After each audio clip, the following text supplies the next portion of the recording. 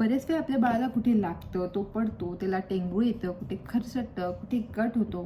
तर बऱ्याच वेळा त्याच्या नाकातून, तोंडातून किंवा कानातून रक्त यायला लागतं आणि अशावेळी आपण फार घाबरून गेलेलो असतो. आणि अशावेळी आपल्या घरातल्या इतर व्यक्ती ते आपापल्या एक्सपिरियन्सनुसार आपल्याला काही सल्ले देतात. कुणी म्हणतं हे लाव, कुणी म्हणतं ते लाव, कुणी म्हणतं लगेच डॉक्टरकडे घेऊन जा, कुणी म्हणतं काही गरज नाही. अशावेळी आपण फार गोंधळून गेलेलो असतो. आपल्याला नेमकं कळत नाही की आपण काय करायला हवं. आणि म्हणूनच मी हा व्हिडिओ तुमच्यासाठी घेऊन आलेली आहे.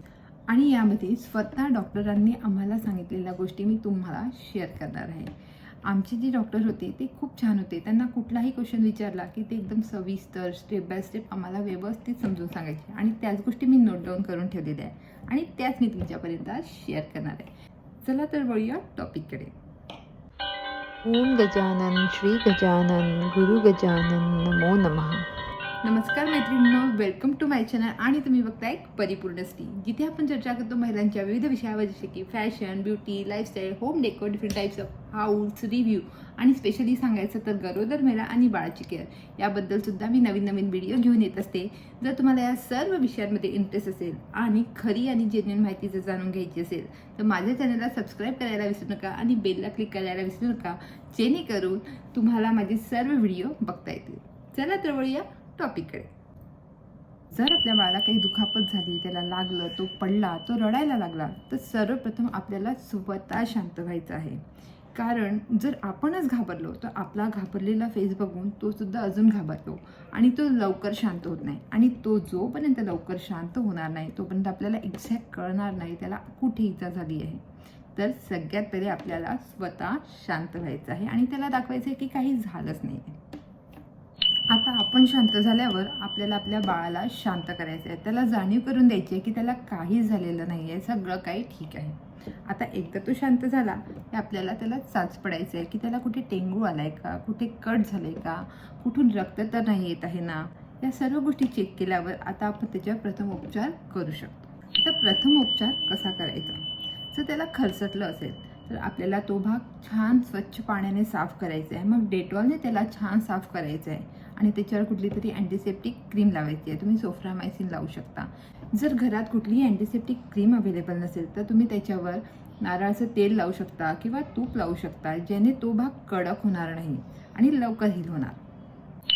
जर आपल्या बाळाला टेंगू आला असेल तर ज्या ठिकाणी टेंगू आला आहे त्या ठिकाणी काही सेकंद आपल्याला जोरात प्रेस करून ठेवायचं आहे, जेणेकरून तो टेंगू अजून मोठा होणार नाही. आणि लगेच त्याला आयसिंग करायची आहे. आता आयसिंग करताना एक बर्फ एका प्लॅस्टिकच्या पिशवीमध्ये टाकून त्यांनी आयसिंग करायची, जेणेकरून बाळाला ओलं ओलं वाटणार नाही. डायरेक्ट बर्फ किंवा कपड्यामध्ये बांधून त्याला आयसिंग करू नये, ज्यामुळे तो अनइझी फील होईल आणि तो आयसिंग व्यवस्थित करू देणार नाही. जर आपल्या बाळाच्या नाकातून रक्तप्रवाह होत असेल आणि तो अगदी थोडा असेल तर अजिबात घाबरायची आवश्यकता नाही आहे. जर त्याच्या तोंडातून रक्तप्रवाह होत असेल आणि तो पण फार थोडा असेल तर अजिबात घाबरायचं नाही. तुम्ही अशावेळी त्याला आईस्क्रीम खायला देऊ शकता, जेणेकरून त्याचा रक्तप्रवाह आटोक्यात यायला मदत होणार आणि आतमध्ये स्वेलिंग न येऊ यासाठी सुद्धा हेल्प भेटणार. आता हा तर भाग झाला प्रथम उपचाराचा. आता आपल्या बाळाला डॉक्टरकडे घेऊन जावं की नाही किंवा कधी घेऊन जावं याचे मी 2 भाग केलेले आहे. पहिला भाग म्हणजे त्याला अंडर ऑब्झर्वेशन खाली केव्हा ठेवायचं आणि त्याला त्यामध्ये आपल्याला काय काय काळजी घ्यायची. दुसरं म्हणजे त्याला लगेच डॉक्टरकडे केव्हा घेऊन जायचं. जर आपला बाळ फार वरून पडलेला आहे, डोक्याच्या भारावर पडलेला आहे, त्याच्या नाकातून थोडाफार रक्तप्रवाह झालेला आहे, तोंडातून रक्तप्रवाह झालेला आहे आणि स्पेशली त्याच्या कानाकडला भाग, डोक्याकडला भाग इथे खूप जोरात मार लागलेला आहे, अशावेळी त्याला अंडर ऑब्झर्वेशन खाली ठेवणं फार आवश्यक असतं. आता अंडर ऑब्झर्वेशनमध्ये आपल्याला काय काय गोष्टी लक्षात घ्यायच्या ते आपण जाणून घेऊ.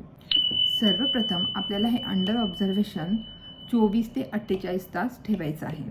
आता त्यामध्ये आपल्याला सगळ्यात पहिले चेक करायचं आहे की त्याचं बिहेवियर नॉर्मल आहे की नाही. जसा तो आधी वागत होता तसा आता पण वागतो की नाही, तो सगळ्यांशी छान बोलतो का, हसतो का, खेळतो का, त्याची बाकी अदर ॲक्टिव्हिटी जशी आधी होती तशी आता पण आहे की नाही आपल्याला ऑब्झर्व करायचं आहे. नंबर 2, तो व्यवस्थित खातो आहे का, नेहमीप्रमाणे त्याचं डाएट व्यवस्थित आहे का, पाणी नीट पितो आहे का, दूध व्यवस्थित पितो आहे का, असं तर नाही की तो दूध खूप जास्त प्यायला लागलेला आहे किंवा तो जास्त जेवण करायला लागला आहे किंवा प्रमाणापेक्षा फारच कमी करायला लागला आहे. या गोष्टीकडे आपल्याला लक्ष द्यायचं आहे. नंबर 3, त्याची झोप व्यवस्थित होते आहे की नाही, आधीसारखा तो व्यवस्थित झोपतो आहे का, किंवा त्याचं झोपेचं प्रमाण तर वाढून नाही गेलं ना, किंवा तो अजिबात झोपत नाही आहे किंवा फार कमी झोपतो आहे, याकडे लक्ष द्यायचं आहे. आपलं बाळ व्यवस्थित खेळतो आहे का, त्याला हाय फीवर तर नाही आलेला आहे किंवा तो काही चिडचिड तर नाही करतो आहे, त्याला अनइझीनेस वाटते का, याकडे आपल्याला लक्ष द्यायचं आहे. जर यापैकी कुठल्याही गोष्टी जर तुम्हाला आढळल्या तर तुम्हाला लगेच डॉक्टरकडे घेऊन जायचं आहे. आता हा तर झाला अंडर ऑब्झर्वेशनचा भाग. इथे आपण पहिले ऑब्झर्व केलं, त्यानंतर डिसाईड केलं याला आपण डॉक्टरकडे घेऊन जायचं की नाही. पण काही काही सिच्युएशनमध्ये आपल्याला लगेच निर्णय घ्यायचा असतो याला डॉक्टरकडे घेऊन जायचं की नाही. तर त्या कुठल्या कुठल्या गोष्टी ते आता बघूया. जर त्याच्या कानातून रक्तप्रवाह झाला तर लगेच त्याला डॉक्टरकडे घेऊन गेलं पाहिजे, कारण कानाच्या सगळ्या व्हेन्स या डायरेक्ट ब्रेनशी जुळलेल्या असतात. त्यामुळे लगेच आपल्याला डॉक्टरकडे घेऊन जायचं आहे. नंबर 2, जर त्याच्या नाकातून खूप जास्त रक्तप्रवाह होत असेल तेव्हासुद्धा आपल्याला लगेच डॉक्टरकडे घेऊन जायचं आहे. जर त्याला कुठे कट लागला आणि त्याचा रक्तप्रवाह थांबतच नाही आहे, अशावेळी त्याला स्टिचेसची आवश्यकता असू शकते. त्यावेळीसुद्धा त्याला लगेच डॉक्टरकडे घेऊन जावं लागेल. आपल्या बाळाला ज्या ठिकाणी इजा झाली आहे त्या ठिकाणी तो कुठलाही स्पर्श सहन करू शकत नसेल किंवा त्याला ती भयंकर त्रास होत असेल, तो खूप रडत असेल, तर आपल्याला डॉक्टरकडे लगेच घेऊन गेलं पाहिजे. होऊ शकते त्या ठिकाणी फ्रॅक्चर झालं असेल. तर या सर्व प्रसंगी तुम्हाला लगेच डॉक्टरकडे घेऊन गेलं पाहिजे. तर माझ्या मते मी सगळे पॉईंट्स क्लिअर केले आहे. केव्हा त्याला डॉक्टरकडे घेऊन गेलं पाहिजे, केव्हा घेऊन जाण्याची गरज नाही, लगेच कधी घेऊन गेलं पाहिजे, काय काय प्रथमोपचार केले पाहिजेत, या सर्व गोष्टी मी इथे क्लिअर करण्याचा प्रयत्न केलेला आहे. जर तुम्हाला काही डाऊट्स असतील तर तुम्ही कॉमेंट करून मला विचारू शकता. आणि परत एकदा सांगते, या ज्याही गोष्टी मी तुमच्यासोबत शेअर केल्या त्या मी डॉक्टरांनी जे मला सांगितलं त्याच मी गोष्टी तुम्हाला शेअर केलेल्या आहेत. जर तुम्हाला हा व्हिडिओ खरंच हेल्पफुल वाटला असेल तर तुम्ही याला भरपूर लोकांना शेअर करा आणि माझ्या चॅनलला सबस्क्राईब करायला विसरू नका. चला तर भेटूया अशाच नवीन व्हिडिओसोबत.